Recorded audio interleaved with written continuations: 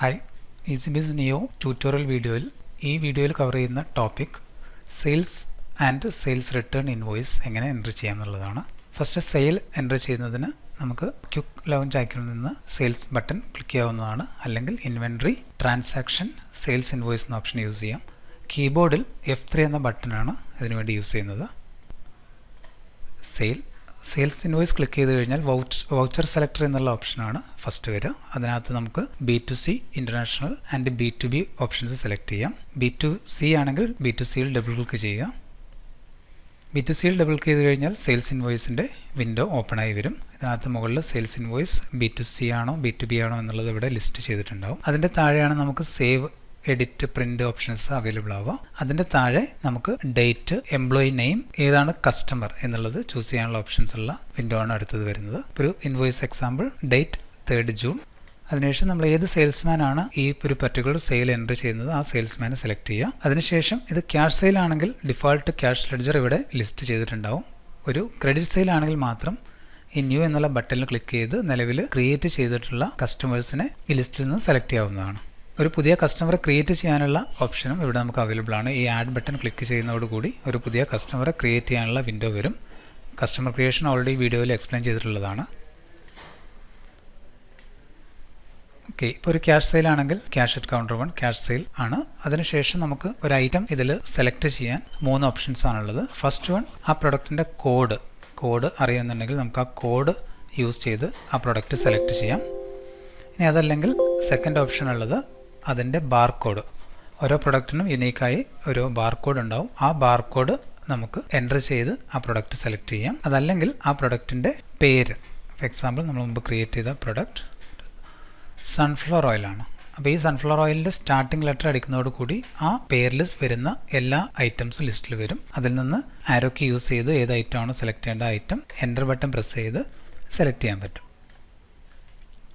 അതിനുശേഷം നേരെ ക്വാണ്ടിറ്റി എന്നുള്ള കോളത്തിലേക്കായിരിക്കും ലിസ്റ്റ് ചെയ്ത് വരിക. അതിൽ എത്ര ക്വാണ്ടിറ്റിയാണ് സെയിൽ ചെയ്യുന്നത് ക്വാണ്ടിറ്റി സെലക്ട് ചെയ്യാം. അതിനുശേഷം നമുക്ക് ഒരു അഡ്വാൻസ്ഡ് ഓപ്ഷൻ ഉള്ളത്, ഇത് ഡിഫോൾട്ടായിട്ട് ബേസ് യൂണിറ്റിലായിരിക്കും ഈ യൂണിറ്റ് സെലക്ട് ആയിട്ടുണ്ടാവുക. അത് സ്പേസ് ബാർ പ്രസ് ചെയ്ത് കഴിഞ്ഞാൽ, ക്വാണ്ടിറ്റി എന്നുള്ള കോളത്തിൽ സ്പേസ് ബാർ പ്രസ് ചെയ്ത് കഴിഞ്ഞാൽ ഇത് ബോക്സിലേക്കോ അല്ലെങ്കിൽ മറ്റ് അഡീഷണൽ യൂണിറ്റിലേക്കോ ക്രിയേറ്റ് ചെയ്ത യൂണിറ്റുകളിലേക്ക് ഇത് ചേഞ്ച് ചെയ്യാൻ കഴിയും.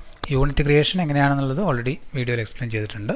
യൂണിറ്റ് ഇവിടെ ചേഞ്ച് ചെയ്യാം. ഇപ്പോൾ പീസസിലാണ് അല്ലെങ്കിൽ പാക്കിലാണ് എങ്കിൽ ബേസ് യൂണിറ്റ് സെലക്ട് ചെയ്യുക, എൻ്റർ ബട്ടൺ പ്രസ് ചെയ്യുക. അതോടുകൂടി കഴ്സർ അടുത്ത ലൈനിലേക്ക് വരും. അടുത്ത ഒരു പുതിയ പ്രൊഡക്റ്റ് ഇവിടെ നമുക്ക് സെലക്ട് ചെയ്യാം. ബാർകോഡ് ആണെങ്കിൽ ബാർകോഡ് സ്കാൻ ചെയ്ത് സെലക്ട് ചെയ്യാം. ഓൾറെഡി സെലക്ട് ചെയ്ത ഐറ്റം ആണെങ്കിൽ ഈ മെസ്സേജ് വരും. എസ് ക്ലിക്ക് ചെയ്ത് കഴിഞ്ഞാൽ ക്വാണ്ടിറ്റി നമുക്ക് ഇൻക്രിമെൻറ്റ് ചെയ്യാനുള്ള ഓപ്ഷൻ ഉണ്ട്. പുതിയൊരു ഐറ്റം ആണെന്നുണ്ടെങ്കിൽ നമുക്ക് ആ ഐറ്റം ബാർകോഡ് എൻ്റർ ചെയ്ത് ഐറ്റംസ് ആഡ് ചെയ്യാം. ക്വാണ്ടിറ്റി സെലക്ട് ചെയ്യാം. യൂണിറ്റ് പ്രൈസ് ചേഞ്ച് ചെയ്യണമെങ്കിൽ ചേഞ്ച് ചെയ്യാനുള്ള ഓപ്ഷൻസും അവൈലബിൾ ആണ്. അതിനുശേഷം താഴേക്ക് വന്നു കഴിഞ്ഞാൽ ഇതിൻ്റെ ടോട്ടൽ നെറ്റ് എമൗണ്ട് എത്രയാണെന്നുള്ളതും അതുപോലെ അതിൻ്റെ ടാക്സ് എമൗണ്ട് എത്രയാണെന്നുള്ളതും ഇവിടെ ലിസ്റ്റ് ചെയ്തിട്ടുണ്ടാവും. റിമാർക്ക് കൊടുക്കാനുള്ള ഓപ്ഷൻസ് ഉണ്ട്. അഡ്വാൻസ്ഡ് ആണ്, വേണമെങ്കിൽ കമ്പൽസറി അല്ല, വേണമെങ്കിൽ അത് ആഡ് ചെയ്യാം. അതിനുശേഷം ഈ എമൗണ്ടിൽ ടോട്ടൽ ഡിസ്കൗണ്ട് എൻ്റർ ചെയ്യുന്നുണ്ടെങ്കിൽ ഇവിടെ നമുക്ക് ഡിസ്കൗണ്ട് കൊടുക്കാം. അതിനുശേഷം ബില്ല് സേവ് ചെയ്യാം. മുകളിലുള്ള സേവ് ബട്ടൺ ക്ലിക്ക് ചെയ്തിട്ട് ബില്ല് സേവ് ചെയ്യാൻ കഴിയും. ബില്ല് സേവ് ചെയ്യുന്ന സമയത്ത് നമുക്കിത് ക്രെഡിറ്റ് ആണോ അല്ലെങ്കിൽ ക്യാഷ് ആണോ എന്നുള്ളതാണ് നമ്മൾ മുമ്പ് പറഞ്ഞിരുന്നത്. അപ്പോൾ ഇവിടെ ക്യാഷ് ആണ് സെലക്ട് ചെയ്തതെങ്കിൽ ഇവിടെ ക്യാഷ് സെലക്ട് ചെയ്യാനുള്ള ഓപ്ഷൻസ് ഉണ്ട്. ക്യാഷ് തന്നെ നമുക്ക് മൾട്ടിപ്പിൾ പേയ്മെൻറ്റ് മോഡ് റിസീവ് ചെയ്യാം. ഒന്ന് credit card, bank card use ചെയ്ത് ചെയ്യാം. ബാങ്ക് കാർഡാണ് ടിക്ക് ചെയ്യുന്നതെങ്കിൽ ഇവിടെ നമ്മൾ ക്രിയേറ്റ് ചെയ്തിട്ടുള്ള കാർഡുകൾ ഈ ലിസ്റ്റിൽ വരും. പുതിയ കാർഡ് ക്രിയേറ്റ് ചെയ്യാനുള്ള ഓപ്ഷൻ അവൈലബിൾ ആണ്. അതുപോലെ തന്നെ UPI പേയ്മെൻ്റ് ആണെങ്കിലും നമുക്ക് UPI സെലക്ട് ചെയ്തിട്ടുള്ള UPI പേയ്മെൻറ്റ് ഇവിടെ ടൈപ്പ് സെലക്ട് ചെയ്ത് ആഡ് ചെയ്യാൻ പറ്റും. ഫോർ എക്സാമ്പിൾ ഗൂഗിൾ പേ ആണെങ്കിൽ 500, ആഡ് ബട്ടൺ ക്ലിക്ക് ചെയ്യുക, അപ്ലൈ ചെയ്യാം. ഇനി ഇത് ക്യാഷ് ആണെങ്കിൽ ഈ ആഡ് ബട്ടൺ ക്ലിക്ക് ചെയ്ത് ഡയറക്റ്റ് ക്യാഷ് റിസീവ് ചെയ്ത് അപ്ലൈ ചെയ്യാം. അപ്ലൈ ചെയ്യുന്നതോടുകൂടി ഈ ഇൻവോയ്സ് സേവ് ആവുന്നതാണ്. ഇവിടെ ബാക്കിലേക്കുള്ള ആരോമാർക്ക് ക്ലിക്ക് ചെയ്ത് നമുക്ക് പുറകിലെ ഇൻവോയ്സ് ചെക്ക് ചെയ്യാൻ കഴിയും. ഇനി ഈ സെയിം മെത്തേഡ് തന്നെയാണ് നമുക്ക് സെയിൽസ് റിട്ടേൺ ഉള്ളത്. സെയിൽസ് റിട്ടേൺ എന്നുള്ള ഓപ്ഷൻ മുകളിലുണ്ട്. ഇത് ക്ലിക്ക് ചെയ്യുക. സെയിം വൗച്ചർ ടൈപ്പ് സെലക്ട് ചെയ്യാനുള്ള ഓപ്ഷൻ വരും. ഇതിലേത് ആണെന്നുള്ളത് സെലക്ട് ചെയ്യാം. അതിനുശേഷം നമ്മൾ മുമ്പ് സെയിൽസിൽ അടിച്ച അതേ മെത്തേഡ് യൂസ് ചെയ്ത് നമുക്കിവിടെ പ്രൊഡക്റ്റ് സെലക്ട് ചെയ്യാം. ബാർകോഡ് യൂസ് ചെയ്തിട്ടാണെങ്കിൽ ആ ബാർകോഡ് എൻ്റർ ചെയ്ത് ഐറ്റം സെലക്ട് ചെയ്യാൻ പറ്റും. ഇനി ഇത് കൂടാതെ മറ്റൊരു അഡ്വാൻസ്ഡ് ഓപ്ഷൻ ഉള്ളത്, നമുക്കൊരു ഇൻവോയ്സ് ഇതിലേക്ക് ലോഡ് ചെയ്യാൻ കഴിയുന്നുള്ളതാണ്.